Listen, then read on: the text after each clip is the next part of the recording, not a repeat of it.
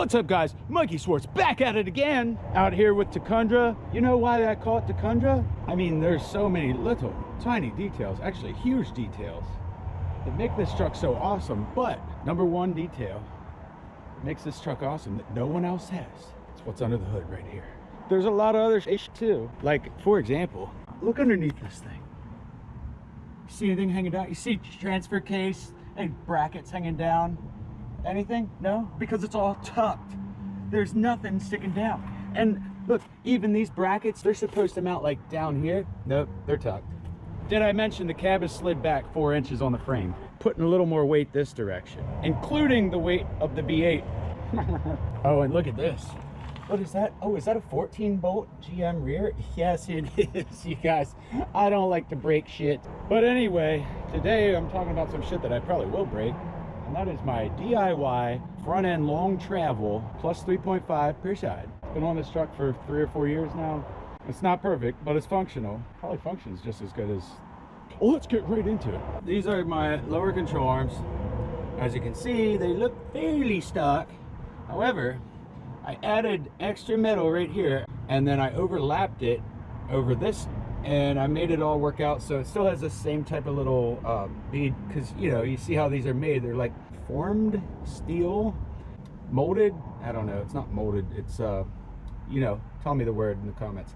This tucks up under it and they weld it around.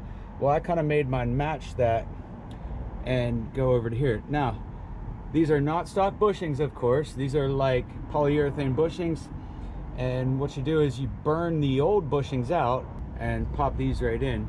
Out here, I didn't really have to change anything. I still have stock lower ball joint.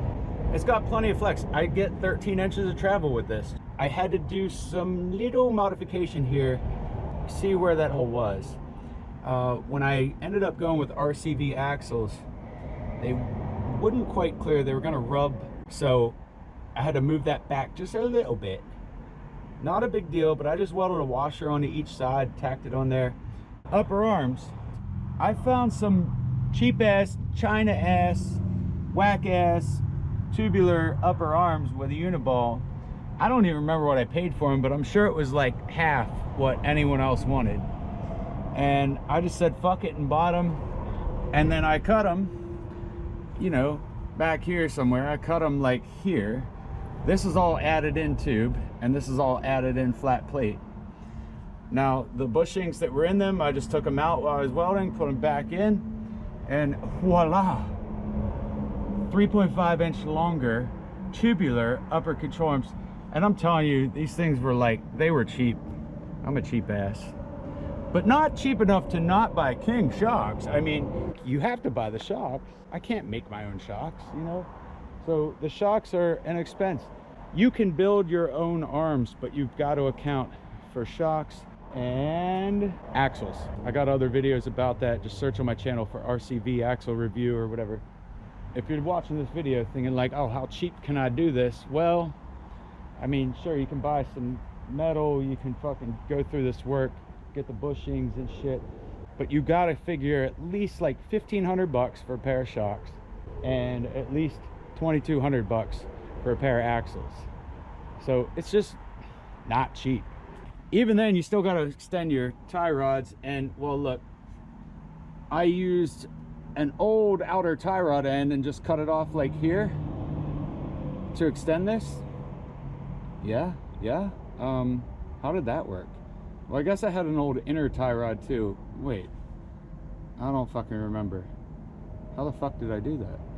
I don't know, but this isn't gonna work anyway. You don't want to do that. And well, this is one of the things I would do different. Since I did this, I have bent or broke tie rods 3 times now, and I hardly ever drive this truck. So without even trying, oh my god, they bet, well, I guess, I don't know.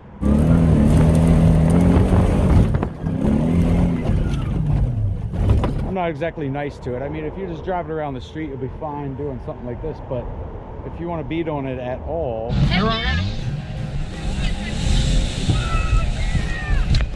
you're gonna bend or break those, and you're gonna have a bad time.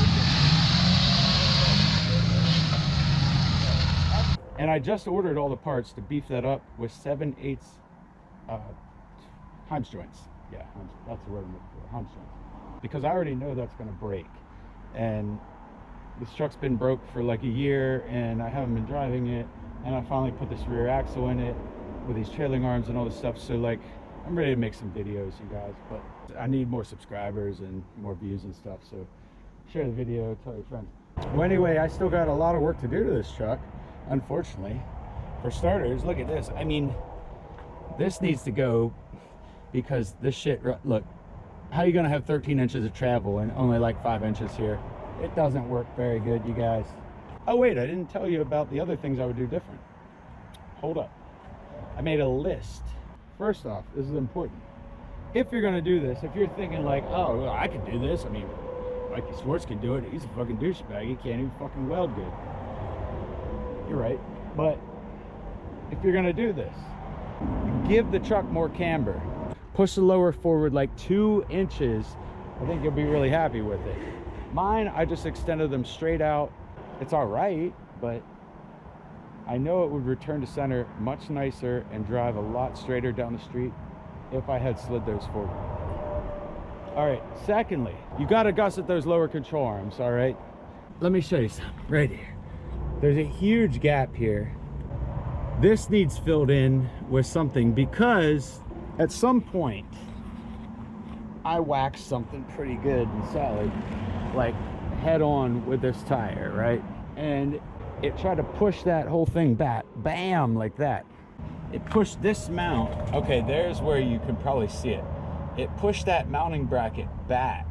Doesn't even look that bad, but I thought it just moved the bracket, but when I actually got under there and tried to fuck with it, I found out that it didn't just move the bracket back, it actually bent my lower control arm open. Those 2 mounting points at the bottom are now spread apart like maybe a 1/4 inch, which obviously I should have connected these.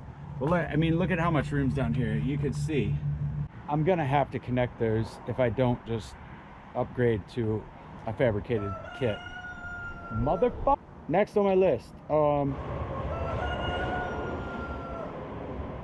right, this is where it gets a little off topic, but I'm just gonna say that, like, if budget is in mind and you're driving a 2G or 3G Tacoma, 3G? A 2 or, what the fuck? If you're driving an 05 or newer Tacoma and budget is in mind, then just don't even do extended control arms. Hear me out, hear me out. Just get yourself some coilovers like these Kings. Now they make these, you know, it's like a bolt-in King for long travel, but you could bolt this in without the long control arms and still get a way better ride and a way longer travel. I mean, I don't know. I mean, this, if you extend it, this fucking rooster. If you extend the arms, you're going to get 13 inches of travel. If you don't, I don't even know, do the math. I mean, you might still get like way better than stock just by upgrading your shocks to coilovers. You're going to do a lot better that way. I mean, dollar for dollar, money spent. You keep your stock axles, assuming you have a 4-wheel drive truck. Keep those stock Toyota axles and just put those big, what the fuck is your deal? Keep your stock axles and just put those long coilovers in there, and you're gonna have a much better ride with a lot more travel. That was the main thing I wanted to point out, but let me tell you something else. When I did this long travel setup and just left the back stock for the time being, it was terrible. Start with the back of your truck. I know, like, the front end looks awesome to make it wider and like have all the suspension travel, but like, trust me, the back makes a way bigger difference. I'll show these whoop-de-doos. When I come through these things, the front end just sucks them up pretty nice, but the back just smashes so hard and bounces off the ground. When the back of your truck will hit like bumps and shit like that, it's just gonna fly off the ground. Like, see you later. Holy shit! Do the back of the truck first. So get your dever leaf springs or whatever you're gonna do, You know, get more travel out of the back. Get rid of your blocks. That's another thing. Get rid of your lift blocks. Don't do that. That just makes axle wrap, and that makes things break, and you don't want that. You'd rather be squatted than have lift blocks. Trust me. I would love to have an unbreakable truck, but that's impossible. In the meanwhile, the rear's pretty unbreakable. That'll be a different video. So if you want to see more videos, you gotta like, subscribe, share, all that stuff.